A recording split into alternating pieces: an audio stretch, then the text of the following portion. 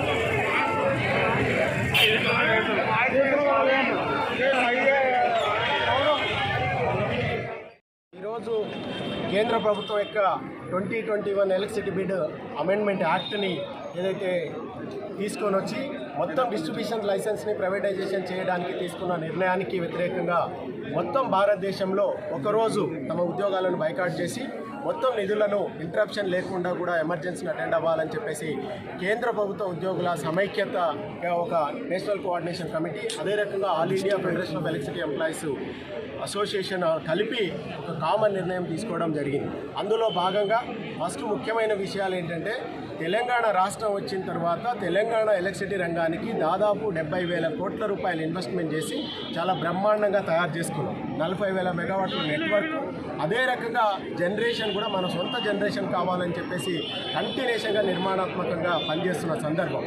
ఈరోజు వ్యవస్థను చాలా స్ట్రాంగ్గా నిర్మాణం చేసుకున్న తర్వాత ప్రైవేట్ వాళ్ళకి ఇస్తామని చెప్పడాన్ని ఎలక్ట్రిసిటీ ఉద్యోగులు తీవ్రంగా వ్యతిరేకిస్తున్నారు. ఇది ఈ ఉద్యమం ఈ రోజుతో ఆగదు. రేపు ఏదైతే కేంద్ర ప్రభుత్వం ఈ బిల్లుని మొత్తంగా కూడా దాన్ని కేంద్ర ప్రభుత్వం పార్లమెంట్లో ఆమోదం పొందాలని నిర్ణయం తీసుకున్నారో దాన్ని పూర్తిగా వ్యతిరేకిస్తున్నారు. రెండవది అసలైన విషయం ఏంటంటే, దాంట్లో మొత్తంగా కూడా కేంద్ర ప్రభుత్వం యొక్క మొండి వైఖరి ఏ రకంగా ఉంది అంటే, ఇన్ని రోజులు 70-80 సంవత్సరాలుగా రాష్ట్ర ప్రభుత్వ ఉద్యోగులు కానివ్వండి, రాష్ట్ర ప్రభుత్వ ప్రజలు కానీ తమ అవసరాల కోసం తాను నిర్మాణం చేసుకున్న వ్యవస్థను అప్పులన్నీ కూడాను వ్యవస్థకు ఉండిపోతాయి. అంటే రాష్ట్ర ప్రభుత్వాలకు అప్పులు ఉండిపోతాయి. మొత్తంగా కూడా ఎవరైతే ప్రైవేట్ వాళ్ళు వస్తారో అది బుక్ వాల్యూ ప్రకారం, అంటే మామూలుగా మార్కెట్లో 100 రూపాయలు ఉంటే బుక్లో 10 రూపాయలే దాని విలువ ఉంటుంది. ఆ బుక్ వాల్యూ ప్రకారం మొత్తంగా కూడా ప్రైవేట్ వాళ్లకు దారాదత్తం చేయాలని ఎలక్ట్రిసిటీ యాక్ట్ చెప్తున్నారు. దీన్ని పూర్తిగా వ్యతిరేకిస్తాం. రెండవది, రాష్ట్ర ప్రభుత్వానికి పరిధిలో ఉండాల్సిన ఎలక్ట్రిసిటీ రంగాన్ని మొత్తంగా కూడా కేంద్ర ప్రభుత్వ పరిధిలో తీసుకోవడానికి కూడా ఒక రకమైన కార్యాచరణ చేశారు. మీరు నిన్న అనౌన్స్మెంట్ చేసిన బిల్లు చూస్తుంటారు. 3 లక్షల కోట్ల రూపాయలు ఎలక్ట్రిసిటీ రంగాన్ని మొత్తంగా కూడా కేంద్ర ప్రభుత్వం బిల్లు కేటాయించడం జరిగింది. దాంట్లో ముఖ్యమైన విషయం ఏంటంటే, మొత్తంగా కూడా జనరేషన్ స్టేషన్స్, డిస్ట్రిబ్యూషన్ లైసెన్సెస్ అన్నింటినీ కూడా పక్కడబందీగా, అంటే డిజిటల్ ఎలక్ట్రానిక్స్ మీటర్స్, అంటే 0 యూనిట్ కదిలితే రికార్డ్ అయ్యేటట్టుగా డిజిటల్ ఎలక్ట్రానిక్స్ మీటర్ పెట్టాలని, అదే రకంగా అవసరం అనుకుంటే ప్రభుత్వ ఉద్యోగులు ఎవరైతే ఉన్నారో వాళ్ళని మొండిగా దాంట్లో నుంచి బయటకు తోలేసి వీఆర్ఎస్ఏ కావచ్చు, లేకపోతే కంపల్సరీ రిటైర్మెంట్ స్కీమ్ని కూడా అనౌన్స్మెంట్ చేయాలనే ఉద్దేశంతో వాళ్ళు బిల్లు పెట్టినట్టుగా ఉన్నారు. అదే రకంగా మొత్తం రాష్ట్ర ప్రభుత్వంలో ఇప్పుడు దాదాపు 1,90,00,000 మన సర్వీసెస్ ఉంటే దాంట్లో అగ్రికల్చర్ సర్వీసెస్ దాదాపు 25 లక్షలు ఉన్నాయి. 25 లక్షల అగ్రికల్చర్ సర్వీసెస్కు మనం ఫ్రీ కరెంట్ ఇస్తున్న సందర్భం ఉన్నది. వాటికి కూడా కంటిన్యూషన్గా త్రూ రైతుల ద్వారా కానీ లేకపోతే రాష్ట్ర ప్రభుత్వాలు బిల్ పేమెంట్ చేయాలని కూడా దాంట్లో పొందుపరచడం జరిగింది. అంటే మొత్తంగా కూడా ప్రతి యూనిట్ని కూడా రికార్డ్ చేయడం. ఇదే రకంగా ఇంత పకడ్బందీగా కేంద్ర ప్రభుత్వం చేస్తున్నప్పుడు రాష్ట్ర ప్రభుత్వానికి నిర్మాణాత్మక పాత్ర పోషించే అవకాశం ఉండి కూడా లేకుండా చేయడానికి తీవ్రంగా వ్యతిరేకిస్తాం. తెలంగాణలో ఏంటి, లిఫ్ట్ ఇరిగేషన్ స్కీమ్లకు దాదాపు 10,000 మెగావాట్లు తెలంగాణ రాష్ట్ర ప్రభుత్వం వాడుతుంది. ఇవాళ అది రైతులకు సంబంధించి మనం రాష్ట్ర ప్రభుత్వం బిల్లు కట్టినా కట్టకున్నా సరే వ్యవస్థను రైతులకు అవసరాలకు తగ్గట్టుగా కరెంట్ ఇస్తున్న సందర్భం. రేపు NLDC అని నేషనల్ లోడ్ డిస్పాచ్ సెంటర్ అని తీసుకొని నేషనల్ లోడ్ డిస్పాచ్ సెంటర్ ప్రకారం ఎవరైతే డబ్బు కట్టినరో వాళ్లకు మాత్రమే కరెంట్ ఇస్తారు. డబ్బు కట్టని వాళ్ళకు ఆటోమేటిక్గా కట్ అయిపోతుంది. ఆల్రెడీ LC పద్ధతి ఇప్పటికీ ఉంది, అది ఇంకా స్ట్రాంగ్ అవుతుంది. రెండవది, మొత్తంగా జనరేషన్ స్టేషన్స్ కూడా ఏపీలో ఆల్రెడీ స్టార్ట్ అయింది. NTPC కొనేసిన తర్వాత నిన్న చూశారు LICలో కూడా 74% ప్రైవేట్ ఇన్వెస్టర్లను వెల్కమ్ చెప్పడం. అదే రకంగా ఎలక్ట్రిసిటీ రంగంలో కూడా మొత్తం జనరేషన్ని కూడా ఎవరైతే వాళ్ళ కార్పొరేటర్లు సెంట్రల్ గవర్నమెంట్ లాబీలో కొంతమంది ఉన్నారో వాళ్లకు దారాదత్తం చేయాలి జనరేషన్ని కూడా ఒక ప్రణాళికతో ఈ కేంద్ర ప్రభుత్వం ముందుకెళ్తుంది.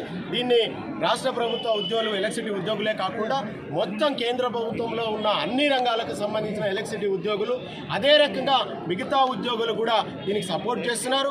ఈ ఉద్యమం ఈరోజు స్టార్ట్ అయింది, ఇది కంటిన్యూషన్ కొనసాగుతుంది. ఈ సందర్భంగా యాజ్ ఏ ఎలక్ట్రిసిటీ ఉద్యోగులు తెలంగాణగా మేము రిక్వెస్ట్ చేస్తున్నాం ఏంటంటే, ఇది రాష్ట్రానికి సంబంధించిన రంగం కాబట్టి రాష్ట్రానికి ఇది సెంట్రల్ అండ్ స్టేట్లో కన్సర్న్ లిస్ట్లో ఉంది, కానీ కంకరెన్స్ లిస్ట్లో ఉంది. కంకరెన్స్ లిస్ట్లో ఉంటే రాష్ట్ర ప్రభుత్వానికి ఎటువంటి పవర్స్ లేకుండా కేంద్ర ప్రభుత్వం తీసుకోవడం, ఇక్కడ ప్రజలకు అవసరాలకు తగ్గట్టుగా రాష్ట్రానికి ఎలక్ట్రిసిటీ రంగాన్ని మోల్డ్ చేసుకునే రాష్ట్రానికి ఉన్న అవకాశాలు లేకుండా చేయడం, ఇవన్నీ కూడా ఒక రకంగా వ్యవస్థలను ప్రభుత్వ రంగ వ్యవస్థలన్నింటినీ కూడా ప్రైవేట్ వాళ్ళకు దారాదత్తం చేయడానికి కంటిన్యూషన్గా కేంద్ర ప్రభుత్వం ఆలోచిస్తుంది. ఈ మొండి వైఖరిని మేము తీవ్రంగా ఖండిస్తున్నాం. మా ఉద్యోగాలే కాదు, రాష్ట్ర ప్రభుత్వం రంగంలోనూ రాష్ట్రాల్లోనూ ఉన్న ప్రజలకు కూడా చాలా ఇబ్బందులు కలుగుతాయి.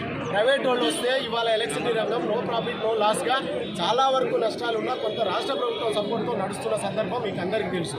రేపు ఇదే పరిస్థితి ప్రైవేట్ వ్యవస్థలకు వస్తే ఈ డబ్బు ఎవరు ఇవ్వస్తారు, ఎక్కడి నుంచి వస్తాయి? ప్రైవేట్ ఎంటిటీస్ అన్నీ కూడా ప్రాఫిట్ అండ్ లాస్ మీదనే నడుస్తాయి కాబట్టి ప్రాఫిట్ అనే మోటివ్ మీదనే నడుస్తాయి. ఇది కరెక్ట్ కాదని చెప్పేసి రిక్వెస్ట్ చేస్తూ, ఇవాళ గాలి, నీరు, ఆహారం ఎంత ముఖ్యమైందో దానికంటే ఇవాళ ఎలక్ట్రిసిటీ ముఖ్యమైనదిగా పరిగణలో ఉంది. కాబట్టి దీన్ని కమర్షియల్గా చూడకుండా తెలంగాణ రాష్ట్ర ప్రభుత్వ అవసరాలకు తెలంగాణ నిర్మాణం చేసుకుంది కాబట్టి రాష్ట్ర ప్రభుత్వానికి ఫుల్ పవర్స్ ఇవ్వాలని, అదే రకంగా ఎలక్ట్రిసిటీ ఉద్యోగులు కూడా ఈ ఆందోళన నుంచి విరమింపేటట్టుగా కేంద్ర ప్రభుత్వం తన కార్యాచరణను వెంటనే బిల్లు మేము ఉపసంహరించుకోవాలని చెప్పి డిమాండ్ చేస్తున్నాం. థ్యాంక్ యూ అనండి.